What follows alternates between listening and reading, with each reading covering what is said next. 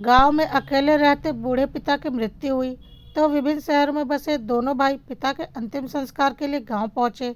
सब कार्य संपन्न हुए। कुछ लोग चले गए थे और कुछ अभी बैठे हुए थे कि बड़े भाई की पत्नी बाहर आई और उसने अपने पति के कान में कुछ कहा। बड़े भाई ने अपने छोटे भाई को भीतर आने का इशारा किया और खड़े होकर वहां लोगों से हाथ जोड़कर कहा, अभी 5 मिनट में आते हैं। दोनों की स्त्रियां ससुर जी के कमरे में थी। भीतर आते ही बड़े भाई ने उनसे फुसफुसा कर पूछा, बक्सा छुपा दिया था ना? हाँ, बक्सा हमारे पास है। चलिए जल्दी से देख लेते हैं, नहीं तो कोई आसपास का हक जताने आ जाएगा और कहेगा कि तुम्हारे पीछे हमने तुम्हारे बाबूजी पर इतना खर्च किया है, वगैरह वगैरह। क्यों देवर जी? बड़े की पत्नी ने हंसते हुए कहा। हाँ, सही कहा भाभी, कहकर छोटे ने भी सहमति जताई। बड़ी बहू ने जल्दी से दरवाजा बंद किया और छोटी ने तेजी से बाबूजी की चारपाई के नीचे से एक बहुत बड़ा पुराना बक्सा निकाला। दोनों भाई तुरंत तेजी से नीचे झुके और बक्से को खोलने लगे। अरे पहले चाबी तो पकड़ो, ऐसे थोड़े ना खुलेगा। मैंने आते ही ताला लगाकर चाबी छुपा ली थी। बड़ी बहू ने अपने पल्लू के छोर पर बंधी हुई चाबी निकाली और अपने पति को पकड़ा दी। बक्सा खुलते ही वहां मौजूद चारों बक्से पर झुक गए।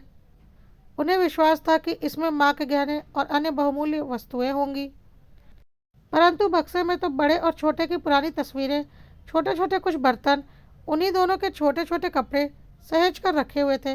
उन्हें विश्वास नहीं हो रहा था, कोई ये सब भी भला सहेज कर रखता है। चारों के चेहरे निराशा से भर गए।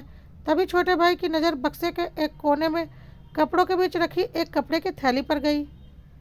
उसने तुरंत आगे बढ़कर उस थैली को बाहर निकाला। यह देखकर सबकी नज़रों में अचानक चमक आ गई। सभी ने लालची नज़रों से उस थैली को टटोला। छोटे भाई ने उस थैली को वहीं जमीन पर पलट दिया। उसमें कुछ रुपए थे और साथ में एक कागज़ था जिस पर कुछ लिखा हुआ था। छोटे भाई ने रुपए गिने तो लगभग 20,000 रुपये थे। बस, और कुछ नहीं। अरे ये कागज़ को तो पढ़ो, जरूर किसी बैंक में अकाउंट या लॉकर का विवरण होगा, बड़ी बहू ने कहा। तो बड़े बेटे ने तुरंत छोटे के हाथों से उस कागज़ को छीनकर पढ़ा। उस पर लिखा हुआ था, क्या ढूंढ रहे हो? संपत्ति? हाँ, यह है मेरी और तुम्हारी माँ की संपत्ति। तुम दोनों के बचपन की वो यादें जिसमें तुम दोनों शामिल थे, वो खुशबू, वो प्यार, वो अनमोल पल आज भी इन कपड़ों में, इन तस्वीरों में, इन छोटे छोटे बर्तनों में मौजूद है। यही है हमारी अनमोल दौलत।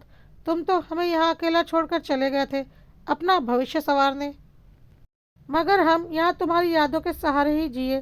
तुम्हारी माँ तुम्हें देखने को तरस गई और शायद मैं भी। अब तक तुमसे कोई पैसा नहीं लिया, अपनी पेंशन से ही सारा घर चलाया, पर तुम लोगों को हमेशा इस बक्से में अनमोल दौलत है जानबूझकर सुनाता रहा।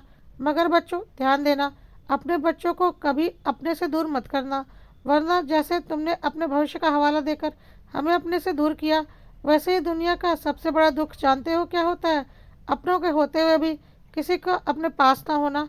जीवन में उस समय कोई दौलत, गहने, संपत्ति काम नहीं आते। बच्चों, मरने के बाद भी मैं तुम लोगों पर बोझ नहीं बनना चाहता था, इसलिए ये पैसे मेरे अंतिम संस्कार के खर्च के हैं। पूरा कागज पढ़ते ही बड़े बेटे के साथ साथ छोटा बेटा भी फूट फूट कर रो पड़ा।